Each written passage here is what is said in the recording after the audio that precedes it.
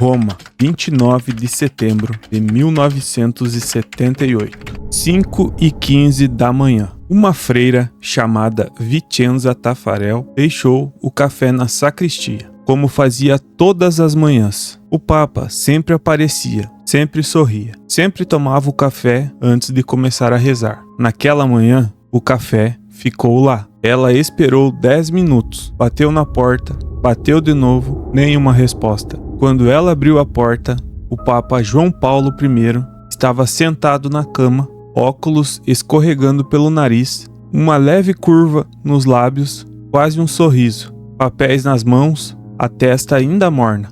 E ele tinha falecido. E nesse momento, nessa fração de segundo, em que uma freira italiana segurou o pulso do Papa e não sentiu nada, começou um dos maiores mistérios da história da Igreja Católica. Para entender o que aconteceu naquela manhã, precisamos voltar 33 dias atrás, 26 de agosto de 78. A fumaça branca sobe sobre a praça de São Pedro. O mundo aguarda. E quando o nome aparece, Albino Luciani, ninguém entende. Ele não era o favorito, não era o candidato cotado para virar papa. Era um cardeal do norte da Itália, filho de operário, que viajava de ônibus quando podia e que, ao ser eleito, inclinou a cabeça para os cardeais e disse que Deus os perdoe pelo que fizeram. O povo chamou imediatamente de Papa do Sorriso. Era genuíno e era humilde. Era diferente de tudo que o Vaticano havia produzido em décadas. E é exatamente por isso que ele assustava tanta gente. Porque Albino Luciani não era apenas um homem simpático. Era um homem que sabia de coisas e que havia prometido agir. 33 dias depois de assumir o trono de Pedro, o mais curto pontificado em quase 4 séculos, ele morreu. Sem autópsia, sem investigação, sem explicação. Apenas uma versão oficial e uma lista de mentiras que o Vaticano demorou anos para admitir. Para entender quem tinha motivo para dar fim à vida de um Papa, é preciso entender o que esse Papa estava prestes a desmantelar. Dentro do Vaticano, funcionava e ainda funciona um banco, oficialmente chamado de Instituto para as Obras Religiosas, o IOR. Na prática, uma das instituições financeiras mais opacas do mundo, sem regulação, sem fiscalização externa. Protegido pela imunidade diplomática de um Estado soberano com apenas 0,44 quilômetros quadrados. À frente desse banco, o bispo americano Paul Marcinkus, um homem de Chicago, alto, robusto, que havia escalado a hierarquia vaticana, sendo literalmente o guarda-costas de Paulo. Não era teólogo, era um operador. E o que ele operava era uma máquina de lavar dinheiro de escala industrial. O principal parceiro de Marcinkus era Roberto Calvi, presidente do Banco Ambrosiano, o maior banco privado católico da Itália. Calvi era membro de uma loja maçônica chamada Propaganda Due, a P2, uma organização secreta que infiltrava juízes, militares, políticos e membros da Igreja Católica. O simples fato de pertencer à P2 era motivo de excomunhão pela Igreja, mas Calvi pertencia e Marcinkus sabia disso. Juntos, eles movimentavam dinheiro ilegal por paraísos fiscais nas Bahamas e na América do Sul. Criaram empresas fantasmas, financiaram partidos políticos na Itália. Supostamente repassaram fundos para o ditador Anastácio Somoza, na Nicarágua, e para seus inimigos sandinistas ao mesmo tempo. O Banco do Papa financiava os dois lados de uma guerra. No centro de tudo estava Lício Gelli, o grão-mestre da P2, um homem que se definia como o ser politicamente mais à direita da Europa e que, de alguma forma, tinha dentro de seus arquivos os nomes de centenas dos homens mais poderosos da Itália. Era uma teia que misturava Deus, máfia e dinheiro numa proporção que tornava qualquer investigação extremamente perigosa. E João Paulo I estava prestes a investigar tudo isso.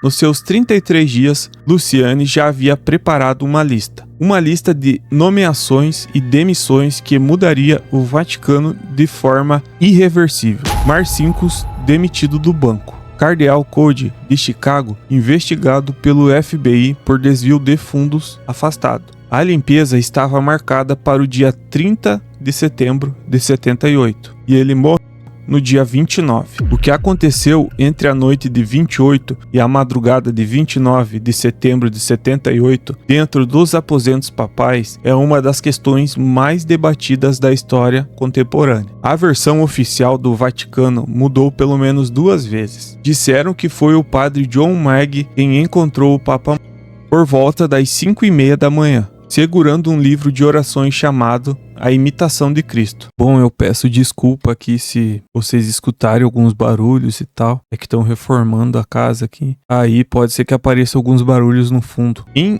88, o próprio padre Magee admitiu que não foi ele. Foi a irmã Vicenza. E a irmã Vicenza havia sido transferida imediatamente para o Veneto e proibida de falar. Ela viveu atormentada por anos com o peso desse silêncio. Só revelou a verdade à família em 83, pouco antes de morrer. O Papa sentado na cama, óculos no rosto, papéis nas mãos, a testa ainda morna. Não era um homem que havia morrido há 23 horas, como o Vaticano afirmara. As costas ainda estavam quentes. O médico estimaria com base nisso que a morte ocorreu entre as 2 e as 4 da madrugada. Minutos depois de o corpo ser encontrado, chegou o cardeal Jan Villot, o secretário de Estado do Vaticano, o número 2 da igreja, o homem que, por protocolo, assumiu o controle de tudo na morte de um papa. O que Villot fez naquela manhã é documentado e nunca foi satisfatoriamente explicado. Retirou da mão do papa as folhas de papel que ele segurava. Não era o livro de orações, eram o rascunho das nomeações, a lista das demissões. Pegou o frasco de remédio para pressão baixa que estava na mesinha da cabeceira, colocou no bolso, fez desaparecer os óculos do Papa, o copo com vestígios de água, outros objetos pessoais. Ordenou o embalsamamento imediato do corpo, 12 horas após a descoberta, quando a lei italiana exige o dobro do tempo, e deu uma instrução específica aos embalsamadores. Nenhum sangue deveria ser drenado, nenhum órgão removido. Uma pequena amostra de sangue teria sido suficiente para detectar qualquer veneno. Villot morreu em 79. Menos de 6 meses depois, levou seus segredos junto com ele para o túmulo.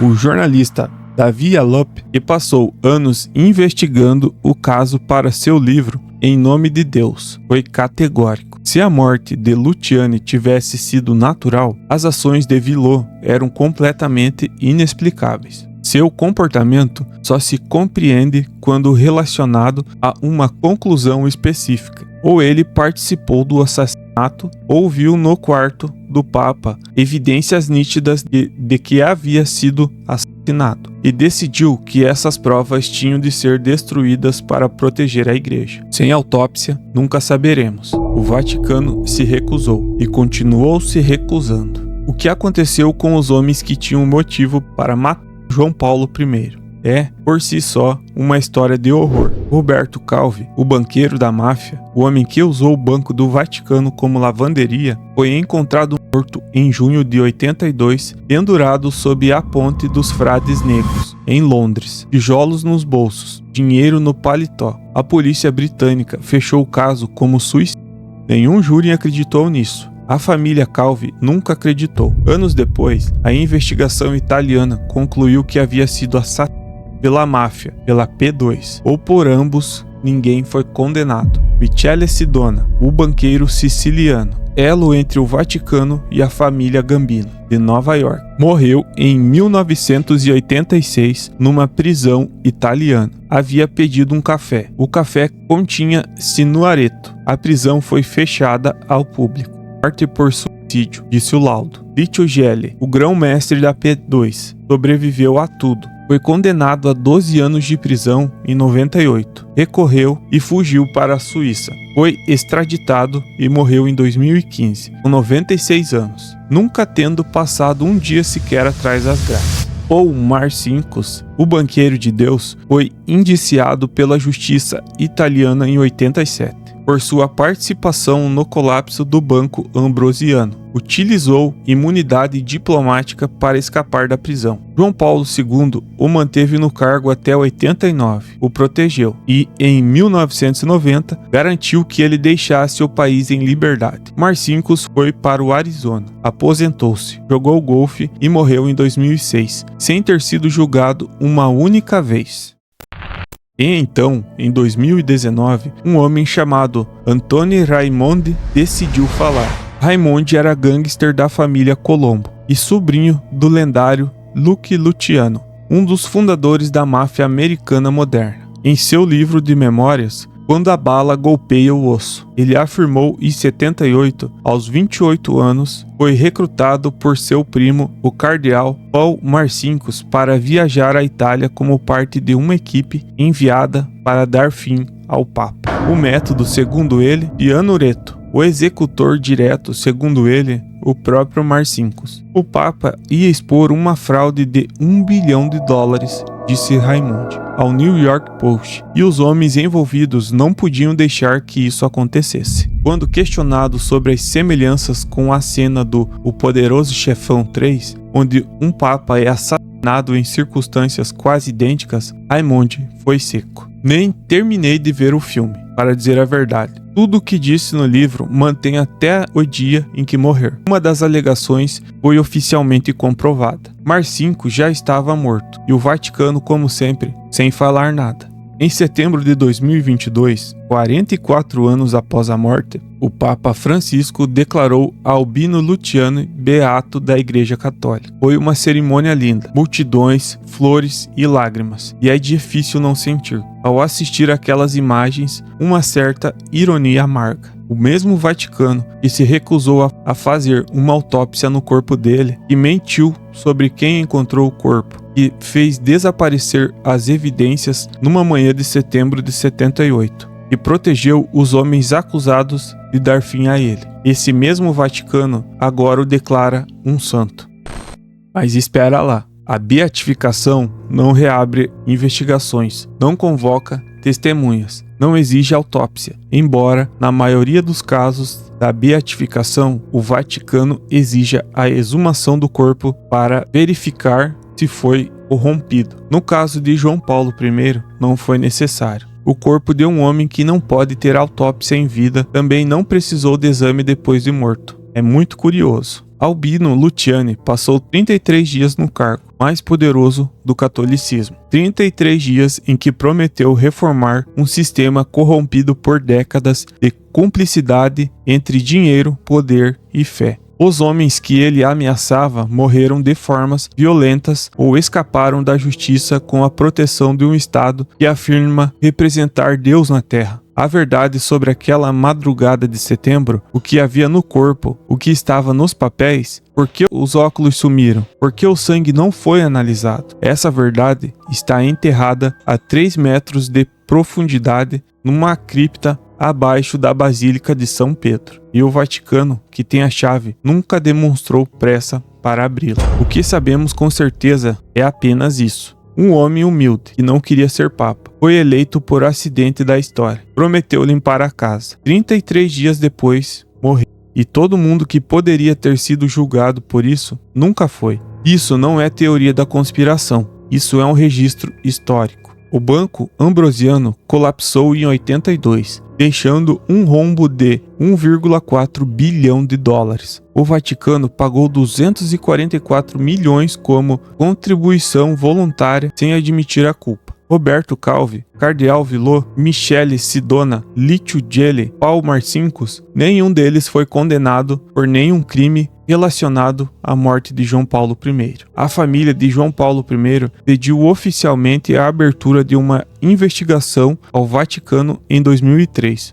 o pedido foi simplesmente ignorado. Em 2022, o Papa Francisco o beatificou. A causa de sua morte continua classificada oficialmente como um ataque cardíaco.